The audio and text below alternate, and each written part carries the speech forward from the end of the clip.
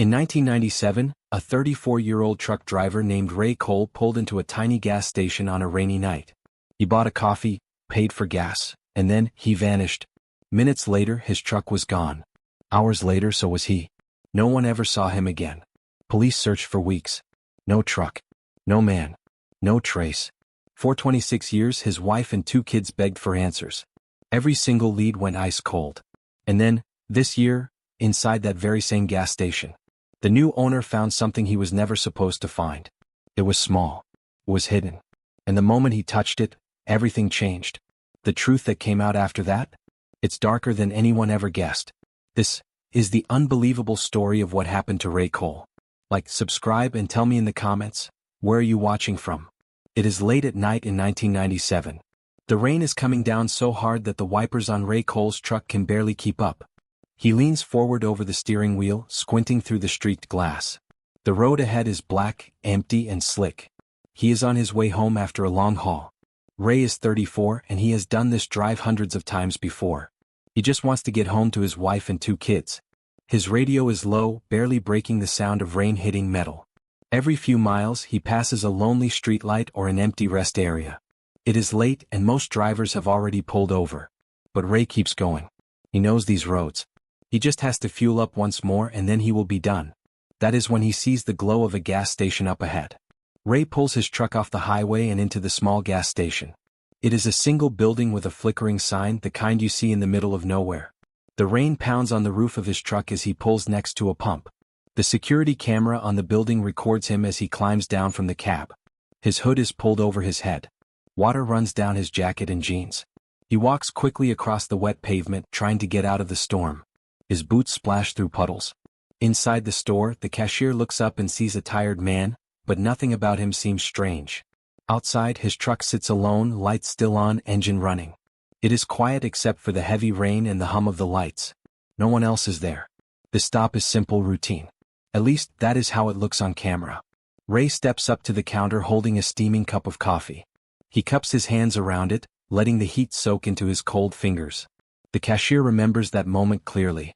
They say Ray looked exhausted, like he had been on the road forever.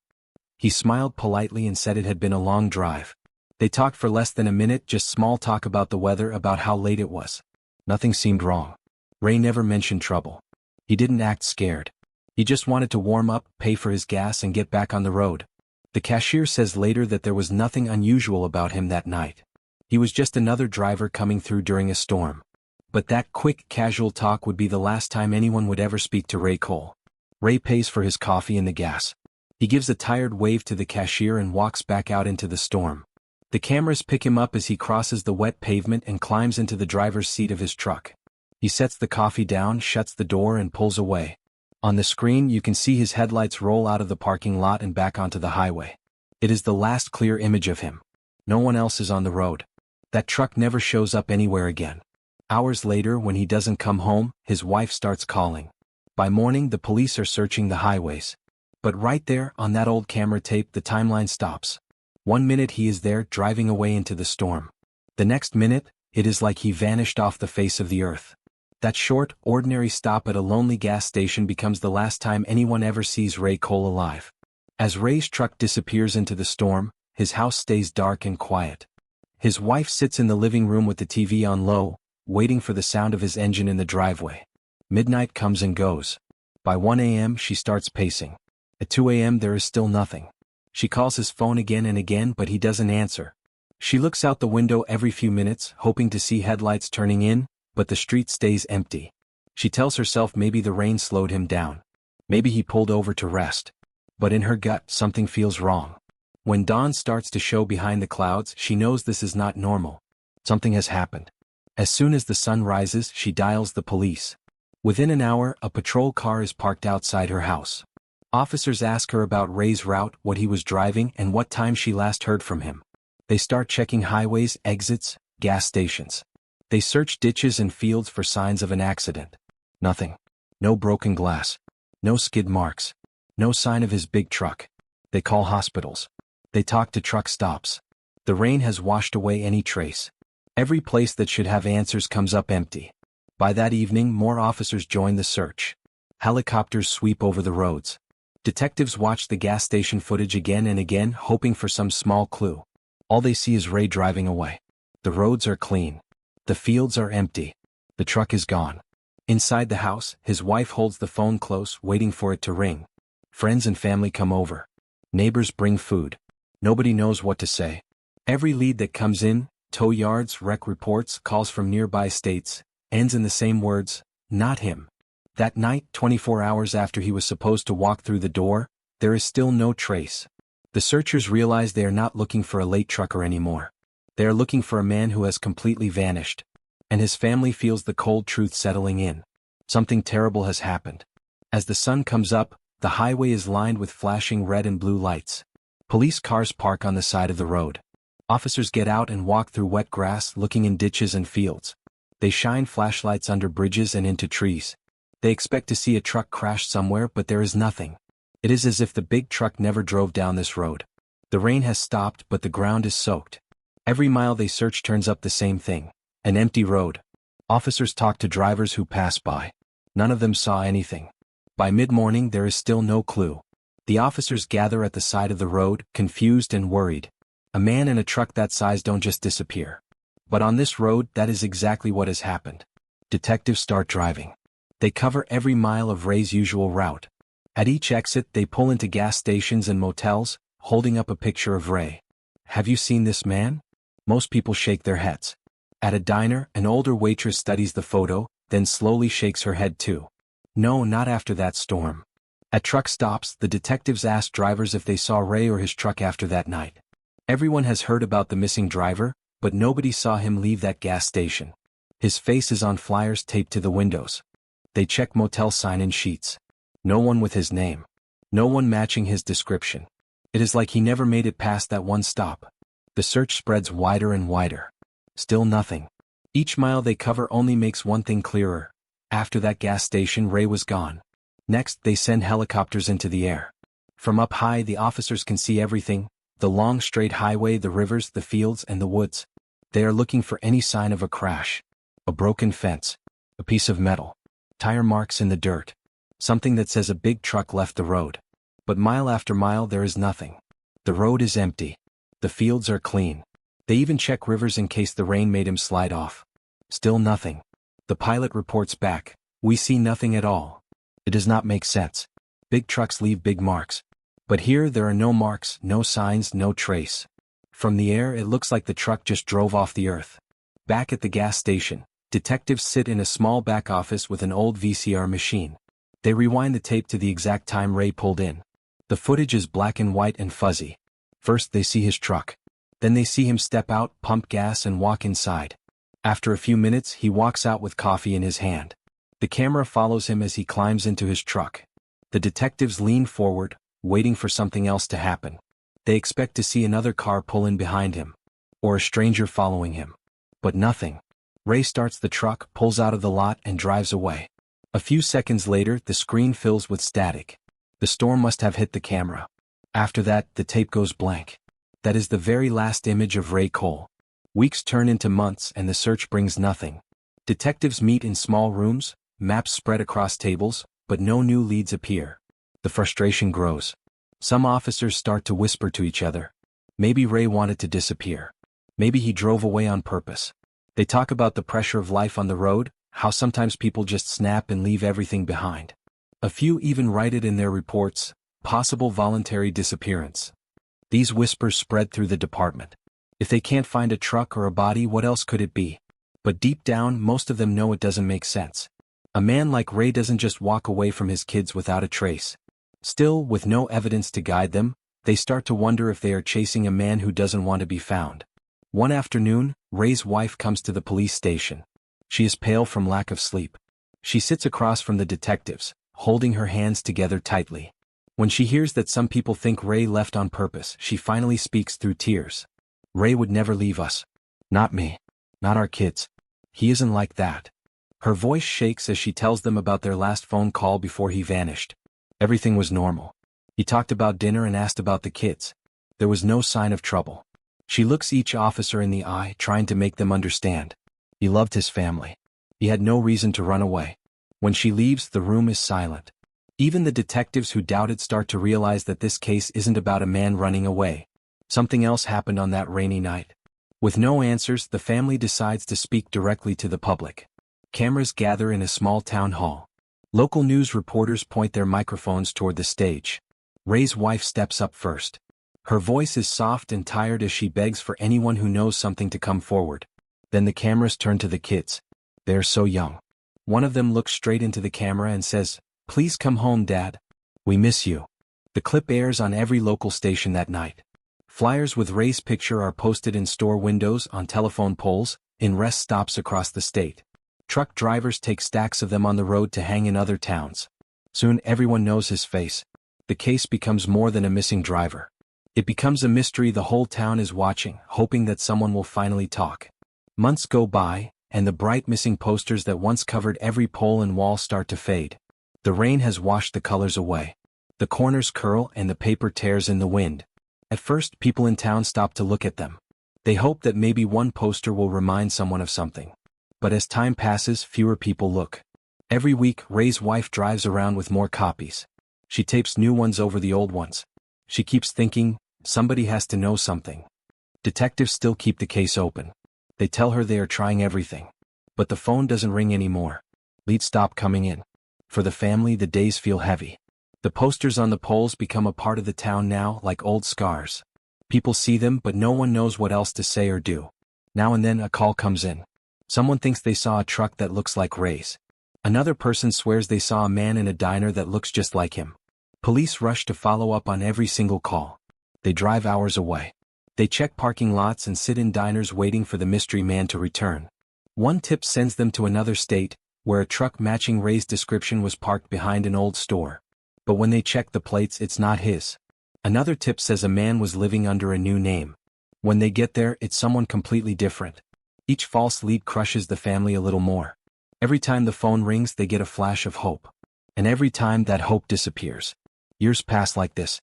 Each tip sounds promising. Each tip goes nowhere. As the years drag on, the town starts whispering. In diners, gas stations, and truck stops, people make up their own answers. Some say maybe Ray was robbed that night. Others think maybe he was living a secret life and wanted to start over somewhere else. There are even darker stories. Some people quietly say he must have been killed, and the body hidden where no one will find it. The talk never stops. For the family, it feels like everyone has a theory but no one has proof. They hear the whispers and feel the stares. Instead of answers, the rumors make the pain worse. Time moves forward, but in Ray's house it feels like it has stopped. Holidays and birthdays come around, but nothing feels the same. On Christmas, his wife still sets out his stocking. On his birthday, she makes the same cake he always liked, but the room is quiet. At the dinner table, there is always an empty chair where Ray used to sit. In the middle of the table, there is always a picture of him. His kids grow older, but every year they look toward the door, hoping he will walk in. Family members try to smile for the kids, but every gathering turns into another reminder of who is missing. 10 years after that night, the same traditions continue. The chair is still empty. The picture is still there. And there are still no answers. Years pass, and the little gas station where Ray was last seen changes owners. The paint fades. The sign flickers. People still buy gas there, but it is different now. For the locals, the place feels heavy. When someone drives past with friends from out of town, they point and say quietly, "That's where the truck driver disappeared." But that's all. Nobody stops to talk about it. The workers inside don't bring it up. They know the story, but it has been told too many times. It becomes a landmark, but not the good kind. People look at it and remember the storm, the cameras, and how a man went in and never came home. Over time, the gas station feels frozen. It is just another stop on a quiet highway, holding a secret that no one can figure out. Ray's children grow up while the case stays cold. The little kids in the news clips turn into teenagers. They go to school, play sports, and smile for pictures. But deep down, there's a part of them that doesn't move forward. At first, they asked a lot of questions. Where did Dad go? When will he come back? After a few years, the questions stop. It hurts too much. Still, every time they are in a crowd, their eyes scan faces without even thinking. When a truck drives by, they look at the driver. Could it be him? Friends stop asking about the case and life moves on for everyone else. But for Ray's kids, the mystery hangs over everything. They grow older, but the missing piece in their life never goes away. By 2007, it has been 10 years since that night. 10 years since the gas station tape. 10 years of searching, hoping, and hearing nothing. The case file has grown huge. It is full of tips, photos, maps, and reports. But none of it has led anywhere. Detectives have retired. New ones pick it up, hoping to be the ones to solve it, but every lead ends the same way: nowhere. The truck was never found. Ray was never found. There are no clues left to follow. For Ray's wife, it feels like her life froze on that night in 1997. The world moved on, but she didn't. Every time the phone rings, she thinks it could be news. Every time someone knocks at the door, her heart jumps. She keeps a box in her room filled with pictures and newspaper articles. To her, it's not a cold case. It's the same night over and over again. It is 2023. 26 years have passed since Ray Cole drove away from this place. The gas station still stands by the same lonely road. The paint on the walls is peeling. The same tall sign is there, but now the lights flicker and hum. Cars come and go, but most people do not even look at it. A new man has just bought it. He plans to fix it up, repaint it, and make it a normal, safe stop for travelers again. On his first day, he walks around the building. Feels like time stopped here. The counters, the old shelves, the storage rooms, everything looks like it has been frozen since the 90s. He has heard the stories. Everyone in town knows what happened here. He tells himself it's just an old building, nothing more. But soon, as he starts cleaning up, he will find something inside this place that will pull this gas station right back into that rainy night in 1997. The new owner grabs a broom and a box of trash bags. He starts at the front of the store. Old papers, empty soda cans, and broken pieces of equipment are everywhere. He works for hours, sweeping and stacking. In the back there are 2 storage rooms. One has new supplies. The other looks like no one has been inside for decades. The door creaks when he opens it. The smell is dusty and stale. Cobwebs hang from the corners. There are shelves with old boxes full of receipts, bottles, and tools from the 90s. While cleaning, he notices something strange. On one wall, low to the ground, is a small wooden panel. It is shut tight with an old rusty lock. It looks like nobody has touched it for many, many years. He kneels down and pulls on it, but it doesn't move. Why would there be a locked panel inside a storage room? He grabs a hammer. It takes several hits before the lock snaps off. He pulls the panel open. Behind it is a small space just big enough to hide something. Inside is a metal box. It is gray with dust so thick he can barely hold it without coughing. He carries it out to the counter and sets it down. Slowly he opens the lid. What he sees makes his stomach turn cold. Inside the box is a single item, a small personal object. It looks old and worn out. On the back, scratched into the surface, are 2 words: Ray Cole. The new owner doesn't know who that is, but the name feels familiar. He thinks for a moment and then it hits him. He has heard that name before. This is the man who went missing here all those years ago. His hands start shaking. This is not just trash. This is evidence. The man stares at the box. His heart is pounding. He doesn't touch the item again. Instead, he steps back and grabs his phone. The voice on the other end of the emergency line is calm, but when he says the words, "I found something with the missing man's name on it," everything changes. Within minutes, a patrol car pulls up in front of the gas station. 2 officers come in and see the box on the counter. They tell him to stay back. One of them puts on gloves and carefully picks up the box. He looks inside, sees the name, and then calls for backup.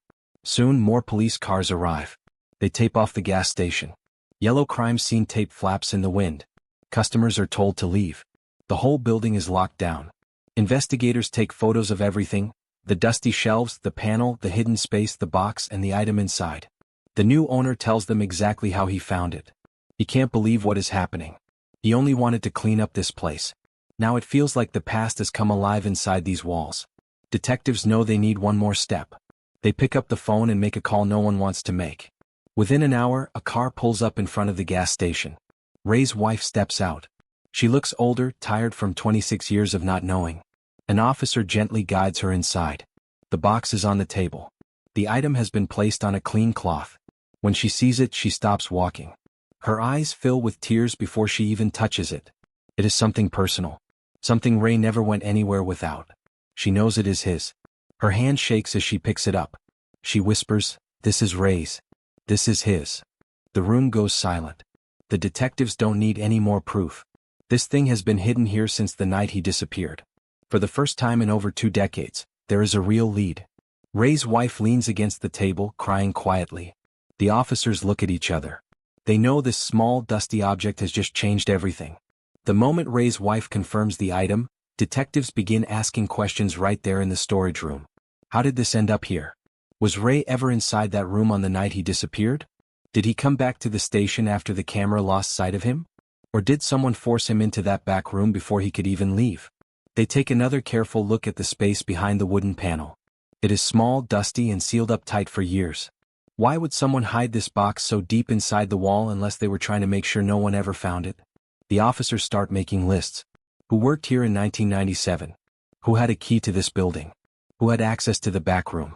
One detective says quietly, "This didn't just fall in there. Someone put it here." The new owner stands off to the side, listening, shocked. He has no answers. It has been 26 years since Ray walked out of that door, but now the station is alive again with the same questions everyone thought would never be answered. Later that night, police cars sit in the parking lot with their lights flashing. Reporters gather by the road as word spreads through the small town. By morning, the news is everywhere. Missing truck drivers' belongings found inside gas station, the headlines say. After decades of silence, the case is open again. Detectives move back into the building with notebooks, cameras, and scanners. They treat every inch like a brand new crime scene. The people in town can't stop talking. Some are shocked. Some say they always suspected that something bad happened there. Others admit they are scared, knowing that a big piece of the mystery was sitting just a few feet away from where they've been buying gas for years. Old memories come back to life. Everyone wonders who could have hidden that item and why they kept it a secret for so long. For Ray's family, it is like the clock has started ticking again. After 26 years, the truth has finally begun to break through, and nothing about this case will ever be the same again. The next morning, the gas station does not open for business. Yellow police tape stretches across every entrance. A white forensic van pulls up and parks right by the pumps. More cars follow. Officers in gloves and masks step out. They walk straight into the building carrying cameras, toolboxes, and evidence bags. The new owner stands outside, arms folded, watching. The place he bought to fix up is now the center of a mystery. Inside, the investigators start taking pictures of every inch of the room. Nothing is touched until it is documented. Even the broken lock on the hidden panel is photographed. When they are done with pictures, they get to work. Anything that can be lifted, opened, or moved is checked. The gas station is no longer just a place to buy fuel.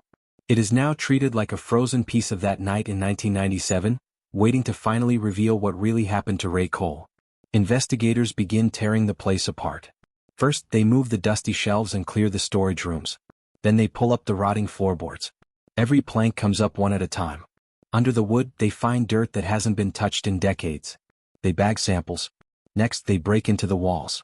They peel away old drywall that has been there since the 90s. Behind the panels, they find strange things. Old rags, empty bottles, pieces of metal, even a shoe that has been buried under the building for years. Every object is bagged and tagged. Nothing here has been touched since that stormy night. And now all of it is coming out. People from the town gather outside, watching from behind the tape. They see piece after piece being carried out. It feels like the walls of this gas station are finally giving up their secrets. By the third day, something starts to take shape. In a corner of the back room, hidden under a thick layer of dust, investigators see something strange on the wall. They clean it off and there it is, a large dent shaped like someone's shoulder or head hit the wall hard. They look closer. There are cracks in the tiles on the floor right below that dent. Pieces of the tiles are chipped like someone fell or was pushed. In another part of the room, dried stains are found. Samples are taken right away. The more they search, the clearer it becomes. Something violent happened here a long time ago. This is not just an old gas station anymore. This is a crime scene. Investigators take pictures, bag everything, and mark the damaged areas with evidence tags. Each new discovery pushes them closer to understanding what happened in this building the night Ray Cole vanished. With the evidence from the building pointing to violence, detectives know the next step. They need to find out who was working at that gas station in 1997. Old boxes are pulled from a county storage room. Inside are stacks of paper, payroll records, shift schedules, old addresses. Most of the papers are yellow and brittle from age, but they are still readable. Detectives start making calls. Some phone numbers don't work anymore, so they begin knocking on doors. They drive across town to nearby cities and even out of state. One by one, they find the people who worked there. Most of them are shocked to hear about the new evidence. Many say they barely remember that stormy night. But the detectives keep pressing. Every detail matters. Who was on shift, who left early, who locked up, and who was in the building when Ray Cole came inside. They also check criminal records. They want to know if anyone connected to that station had a history of violence. Piece by piece, the team rebuilds the list of everyone from that night, hoping that somewhere in those names is the person who knows the truth. 4 days, detectives sit at tables across from the old employees. One question keeps coming up. Do you remember anything strange that night? Most of the workers give short answers. They say they saw nothing. They say the night was quiet. But the more interviews detectives collect, the more they notice small details don't line up. One person says the cashier closed at 11. Another says he stayed later. Someone says no one else was in the store, but another says there was a man hanging around in the back after midnight. As the stories clash, detectives bring them back in one at a time. This time they press harder. Finally, one former worker hesitates. His voice gets quiet. He admits he did see something that night. Something that never left his mind. It wasn't on the camera. It was in the back. He tells them, "I saw Ray's truck outside. And I saw someone lead him away from the front. He never came back." The room goes still. For the first time in 26 years, someone has admitted they saw something that could change everything. Once the interviews end, the detectives dig deeper into the old employee records. They run background checks on every single name. Most of the employees have clean records. But one file stops them. This man had been hired only a few months before Ray vanished. His record is full of trouble, bar fights, threats, and a history of losing control. The deeper they look, the worse it gets. Neighbors from that time remember him as angry and unpredictable. He would yell at customers, get into arguments, and storm off during shifts. And then one detail stands out like a red flag. Just a few days after Ray disappeared, he suddenly quit. No notice. No reason. He left town and never came back. For detectives, this changes everything. A violent man on staff the night Ray was last seen and gone right after. This is not a coincidence. They print out his photo, pin it to the investigation board, and draw a circle around it. After 26 years, for the first time, they are looking at someone who might have been face-to-face with Ray Cole that night. The evidence starts stacking up. The item hidden behind the panel. The dents on the wall. The stains on the floor. The worker's statement about seeing Ray being led to the back. And now, the history of violence, and the sudden disappearance of one former employee. Detectives put it all together on the board, covering a wall with photos, timelines, and arrows. They trace where every employee was that night, and every piece of the puzzle leads to one person. By the time the board is complete, the room is silent. One detective looks around at the team and says it out loud. "We think we know who did it." A name is written in big, bold letters. It has been hiding for more than 2 decades. But now, for the first time, there is a clear target. The case that was frozen for 26 years has finally come alive. After the suspect's name comes up, detectives do not rush. They know that after 26 years they need solid proof. 4 weeks, the gas station stays sealed off. Teams go through every inch again. They collect old time cards, payroll records, and copies of work schedules from 1997. In the back room, they dust for fingerprints, even on walls and panels that have not been touched in decades. They pull samples from the stains on the floor. Every small piece is bagged, labeled, and sent to the lab. Detectives work long days, filling a wall with maps and notes. Every little detail is checked. Where Ray parked, who was working, who left early. The more they dig, the more it all points in one direction. Feels like a net tightening. For the first time in 26 years, this case is no longer just a mystery. It is starting to look like a trap that someone built on that rainy night, and now the trap is finally closing on them. One of the most important pieces of evidence goes to the lab first. The small item with Ray Cole scratched on it. The tests are slow, but when the results come back, there is no doubt. The fingerprints and DNA on the item belong to Ray. This means something huge. Ray was inside that gas station. This is not just a rumor or a guess. It is scientific proof. The detectives take that lab report and tape it to the investigation board. It becomes the center of the case. This box, hidden for 26 years, now proves he was pulled into something the night the cameras went out. For Ray's family, the news is crushing but also brings relief. For years, they wondered if he had made it home another way. Now they know where the trail stopped. He never made it out of that building. With the lab results, detectives go back to the town. They start knocking on doors, showing the report, and asking again, "Do you remember that night?" This time people talk. For 26 years, no one wanted to get involved. Now, with proof in their hands, some of the old fears fade. Several people admit they remember something. One says there was a loud argument behind the station. Another says they heard yelling and banging, but the rain was so heavy they couldn't see who it was. A third person remembers a man's voice shouting, then a truck starting up fast. All these small memories come together. The story begins to make sense. Ray never just drove away into the storm. Something happened in that dark back area, out of sight of the cameras. Detectives find the former employee living in a small town far away. They bring him in quietly.